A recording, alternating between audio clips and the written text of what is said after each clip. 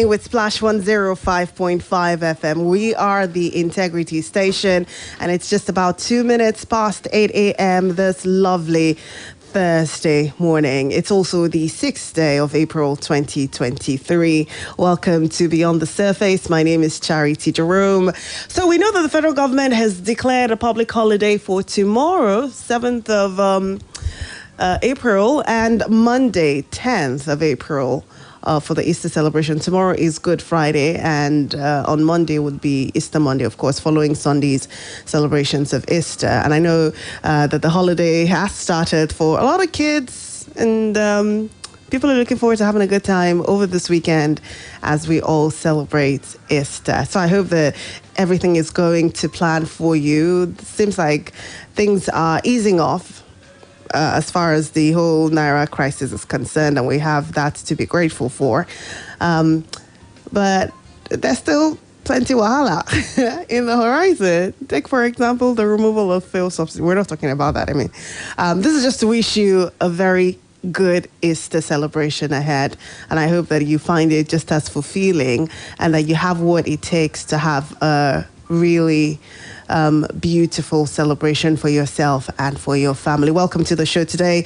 I told you we're going to be focusing on two issues today on Beyond the Surface. The first one, well, the first is Peter Obi's reaction. He responded to that viral audio that I'm sure almost everybody has heard at this point. A few days ago, particularly last week, Saturday, this audio went viral. I do not want to play the audio again because I feel like that's flogging a dead horse. We've heard it too many times, so I'm just going to spare you the torture of having to listen to that again. But basically, in that audio that went viral, Peter Obi was heard talking to the General Overseer of Living Faith Church, Bishop David Oyedepo, and he was he was heard in the audio as referring to Nigeria's election as a religious war, while asking for support from the man of God in southwestern states as well as Kwara, and people have described that video in various ways, the desperation in that audio and things like that. But Peter Obi responded yesterday in a series of tweets, and he did speak on the issue of the audio. He says it is fake. So he put out a series of tweets yesterday evening.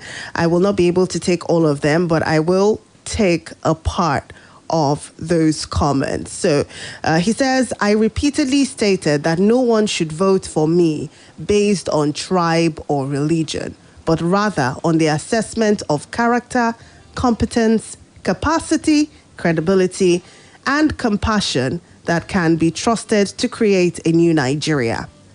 The present attempts by the APC as a party and the APC-led government through some government officials and agencies to divert our attention from our blatantly stolen mandate is unfortunate and sad. These have come and continue to manifest in different ways, such as the malicious accusation of the Minister of Information, Mr. Lai Mohammed, the circulation of a fake doctored audio call, and a pressure on me to leave the country. Let me reiterate that the audio call being circulated is fake, and at no time throughout the campaign and now did I ever say, think, or even imply that the 2023 election is or was a religious war. The attempts to manipulate Nigerians is very sad and wicked. Our legal team have been instructed to take appropriate legal action against People's Gazette and others. While we call on all concerned Nigerians and the international community to implore the APC and the APC-led government to stop their nasty attacks, my focus and commitment to lawfully and peacefully retrieve our mandate to secure and unite our nation, take Nigeria from consumption to production, pull millions of Nigerians out of multi-dimensional poverty, especially in the north, and jumpstart prosperity through agricultural, industrial, and technological revolution remain unchanged.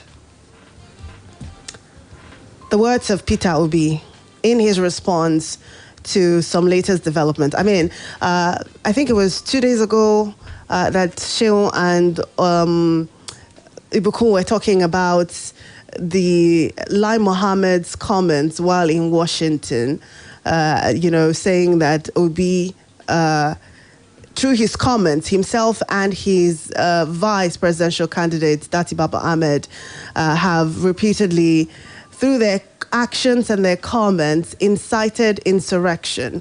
I'm going to try to get that particular report on Lai Mohammed so I don't quote it out of context. But the basic thing is that Peter Obi has not conducted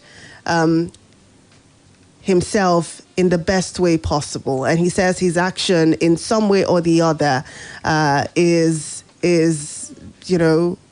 inciting Nigerians to want to disrupt the polity and cause trouble, right? So let me take the report from the Premium Times newspaper. Nigerian government accused a major opposition leader of treason weeks after the candidate of the ruling party won a hotly contested presidential election. This according to the Premium Times. Government spokesperson Lai Mohammed gave the government's position during engagement with journalists in Washington, D.C. in the U.S. Mr. Mohammed, who is the information minister of the outgoing government, accused the presidential candidate of the Labour Party, Peter Obi, of inciting people to violence over the outcome of the presidential election, saying it is treasonable. Mr. Mohammed was in Washington to engage the media. Okay, all of that. So that's just that, right? That's the part I wanted for you to hear again. Mr. Lai Mohammed accused the presidential candidate of the Labour Party, Peter Obi, of inciting people to violence over the outcome of the presidential elections, saying it is treasonable. I said I was going to ask you a question earlier when I first hinted that this is what we're going to be talking about. And here's my question for you as far as this whole thing is concerned. What's your assessment? And I'm hoping that this can be as honest and as objective as possible. I'm hoping that you can help me with that. An honest and objective assessment of Peter Obi's behavior during, or let's start from before actually. What's your honest and objective assessment of Peter Obi's behavior before, during, and after the presidential elections? Do you agree with Lai Mohammed that his comments and actions have geared people towards disrupting the polity? His actions have been geared towards inciting insurrection? Or do you agree with Peter Obi, as I just read to you, that he has acted above board at all times and on all counts? Take a moment.